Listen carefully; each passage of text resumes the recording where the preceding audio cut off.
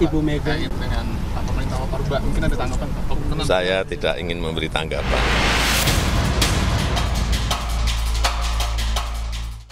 Presiden Joko Widodo enggan menanggapi pernyataan Ketua Umum PDI Perjuangan Megawati Soekarno Putri yang menyinggung soal penguasa yang kini bertindak seperti Orde Baru.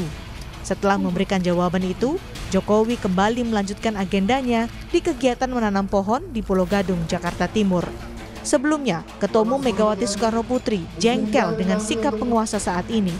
Dalam pidatonya di konsolidasi relawan Ganjar Mahfud, Megawati menyebut penguasa bertindak seperti Orde Baru. Kenapa Republik ini penuh dengan pengorbanan, tahu tidak? Mengapa sekarang kalian yang baru berkuasa itu mau bertindak seperti waktu zaman Orde Baru? Pernyataan Megawati Soekarno Putri itu semakin menggambarkan jarak yang semakin lebar antara Presiden Joko Widodo dan PDI Perjuangan pasca putra Jokowi, Gibran Rakabuming Raka, maju sebagai cawapres Prabowo Subianto. Tim Liputan, Kompas TV. Dan saudara, hubungan Presiden Jokowi dengan Ketua Umum PDI Perjuangan Megawati Soekarno Putri makin memburuk seiring majunya Gibran Rakabuming Raka menjadi cawapres Prabowo Subianto yang mutakhir. Saudara, Mega menyindir penguasa yang mau bertindak seperti Orde Baru. Untuk membahas hubungan Mega dan Jokowi, kita perbincangkan bersama dengan Direktur Eksekutif Parameter Politik Indonesia, ada Adi Prayitno. Bung Adi Prayitno, selamat petang, sehat selalu. Sepertinya masih termute, Bung Adi. Selamat petang, Mbak Nilu. Ya, jadi Bung Adi, kalau kita lihat sindiran Bu Mega ini soal Orba, ini kira-kira ke siapa sih sebenarnya? Kenapa diksinya harus menggunakan kata Orba? Ya, saya kira tak ada bantahan dan tak ada perdebatan apapun bahwa perkataan Megawati Soekarno Putri ini pastinya dialamatkan kepada Jokowi sebagai penguasa saat ini, karena konotasi penguasa itu adalah sebagai seorang presiden yang secara legitimate, dan dia juga adalah sebagai sosok yang memiliki kepercayaan yang cukup luar biasa sebagai pemenang dalam Pilpres. Itu jelas.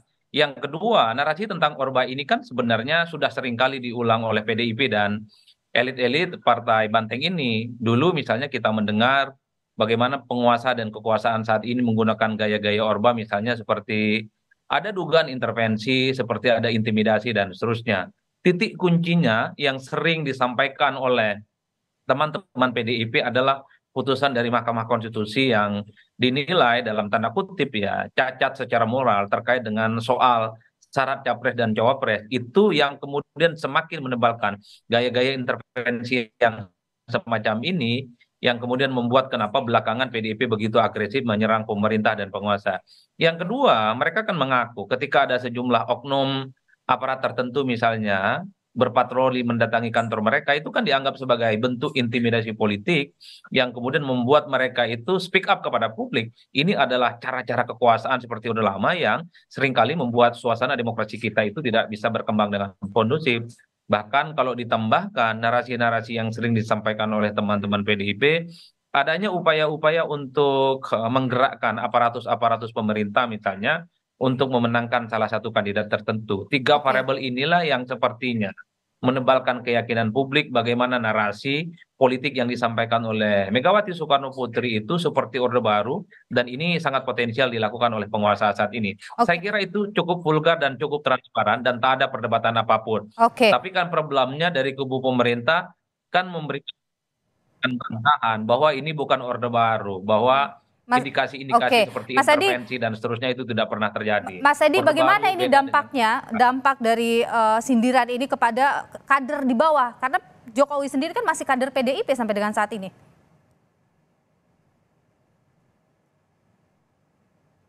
Bung Adi, maaf. Ya, saya kira Jokowi kader PDIP itu sebatas formalitas. Karena kalau bicara tentang hati, pikiran, kepentingan politiknya, rasa-rasanya Jokowi dan PDIP sudah bisa jalan. Iman politik mereka sudah tak bisa diselamatkan lagi. Jadi soal Jokowi ini bagi saya sudah tak lagi bersama dengan PDIP. Memang secara legal formal masih ada dan belum dipecat. Yang kedua, pernyataan Megawati Soekarno Putri ini tentu semakin mempertebal bahwa garis antara Jokowi dan Megawati itu Oke. sudah tak bisa disatukan lagi. Ada tembok besar yang sangat sulit untuk menyatukan mereka, terutama terkait dengan Pilpres di 2024. Yang kedua bagi saya Mbak Nilu, kalau saya lihat pernyataan Megawati Soekarno Putri ini kan untuk mengonsolidasi, Hmm. menebarkan soliditas partai politik yang menjadi penguasa selama 2 periode ini. Jadi Oke. dua hal ini yang saya kira kenapa Megawati menyampaikan pidatonya itu berapi-api, karena ingin memberikan semangat, ingin memprovok, ingin mengonsolidasi bahwa mereka ini adalah partai besar yang memiliki soliditas dan tak boleh siapapun mengintervensi apalagi menghalang-halangi mereka untuk memenangkan pertarungan di 2024. Pesan Oke. itu cukup kentara dan cukup. Tapi di satu sisi juga kan masih menteri-menteri PDIP ini masih ada juga di kabinet ini. Ini bagaimana ini? Tapi sebentar, kita sebelum lanjut perbincangan hal itu kita dengarkan dulu ya, Bung Adi ya, keterangan dari FX Rudi soal status Gibran dan juga Jokowi. Katanya mau dikembalikan, tidak dikembalikan ya bukunya tak tutup tau pisan. Sudah bukan kader PDI Perjuangan. Jadi nggak ada surat-suratan lagi? Nggak perlu. Tutup buku. Jadi kalau ada apa-apa, Mas Gibran bukan kader PDI Perjuangan. Bon ya, masih apa lagi? Kalau masalah KTA mesti punya apa enggak, saya enggak tahu. Tapi bahwa dia ditugasi oleh partai untuk menjadi presiden, berjuang meraih sebuah kekuasaan untuk kesejahteraan rakyat. Artinya statusnya masih kader? Ya masih kader PDI Perjuangan dong. Ini kan FX tadi sudah menyatakan kalau Gibran sudah tutup buku, kalau Jokowi ini masih nih berstatus sebagai kader PDIP. Jadi kalau Anda membaca Jokowi hanya formalitas saja di PDIP begitu Bung Adi?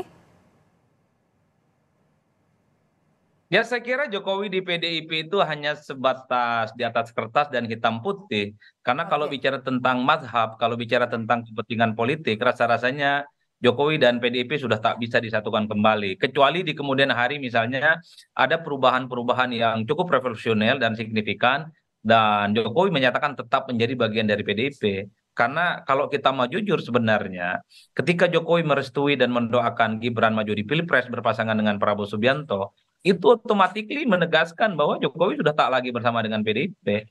Oleh karena itu yang menarik yang selalu menjadi perbincangan publik itu kenapa tak kunjung diumumkan dipecat ataupun diberhentikan. Saya kira memang pada level Jokowi, pada level PDIP sama-sama sedang menahan diri karena takut ada efek negatif yang akan datang kepada mereka. Kalau Jokowi dipecat misalnya oleh PDIP akan terjadi snowball effect bahwa PDIP akan dituduh sebagai partai politik yang tidak demokratis, Oke. yang tidak mengakomodir kepentingan kader terbaik mereka, Jokowi sebagai presiden. Begitu sebaliknya, kalau Jokowi meninggalkan PDIP, maka akan ada efek negatif gitu Oke. ya. Bung Adi yang tadi Jokowi tertinggal dianggap tidak berterima kasih kepada PDIP. Inilah yang saling tunggu antara keduanya. yang tadi tertinggal juga Bung Adi soal masih ada juga kan menteri-menteri PDIP di kabinet Jokowi sekarang. Ya, kalau saya membaca PDIP-nya seperti sudah pasrah kepada Jokowi. Kalau memang sudah menganggap PDIP itu tidak penting dalam koalisi, sejumlah menteri di dalamnya itu ya harus diberhentikan ataupun direshuffle. Bagi PDIP ya kemudian akan menerima itu semua. Oleh karena itu orang bertanya, kenapa PDIP tidak akan cabut dukungan? Karena kalau dianggap cabut dukungan, PDIP dianggap tidak istiqomah dan tidak konsisten mendukung Jokowi sampai akhir masa jabatannya, sampai tanggal 20 Oktober. Karena kalau tarik dukungan melalui menterinya di parlemen, itu dianggap sebagai bentuk pengingkaran terhadap komitmen politik, terhadap kesepakatan mereka dengan Jokowi beberapa waktu yang lalu. Oleh karena itu, di tengah gemuruh hubungan mereka yang tidak kondusif, bagi saya, ini adalah soal bagaimana mencari momentum yang pas sebenarnya, menjadi way out and win-win solution. Kalau mereka satu sama yang lain saling meninggalkan, minimal tidak ada tendensi negatif yang akan terus mengarah kepada mereka. Itu saja poinnya Mbak Nilu. Kalau membaca secara umum, PDIP sudah pasrah, mau diganti, mau direshuffle menterinya, mereka sudah nggak ada urusan. Karena bagi mereka, Jokowi sudah bukan menjadi bagian dari mereka lagi, terutama untuk kepentingan 2024. Oke, kalau Anda lihat ini mungkin tidak kemudian akan PDIP menarik begitu mungkin menteri-menterinya? Saya membaca rasa-rasanya sulit sih ya. Oke. Kalau menarik menterinya itu untuk konteks kepentingan pemilu di 2024 ya. Tapi kalau untuk konteks pasca pemilu mungkin sangat mungkin terjadi ya. Ini yang saya kira sedang kita tunggu betul. Kenapa? Kalau kalau narik dukungan PDIP melalui menterinya, ini tidak bagus karena PDIP pastinya akan dituding sebagai partai politik yang baper, tidak dewasa, hanya karena berbeda politik dengan Jokowi mereka kemudian akan angkat kaki dan tidak memberikan dukungan politiknya. Tapi pada saat yang bersamaan kita tidak tahu karena reshuffle politik tentu hak prerogatif Jokowi yang kita tahu di mana manuver dan keputusan politiknya seringkali agak susah untuk ditebak. Karena dalam 2 bulan ke depan, November, Desember, dan Januari sangat mungkin apapun terjadi soal kemungkinan politik elektoral. Ini yang saya sebut akan ada efek kejut yang di luar batas kemampuan kita seringkali akan selalu ada di depan kita dan itu mungkin dan nyata. Baik, terima kasih Bung Adi Prayitno atas pandangan Anda, Direktur Parameter Politik Indonesia. Sehat selalu.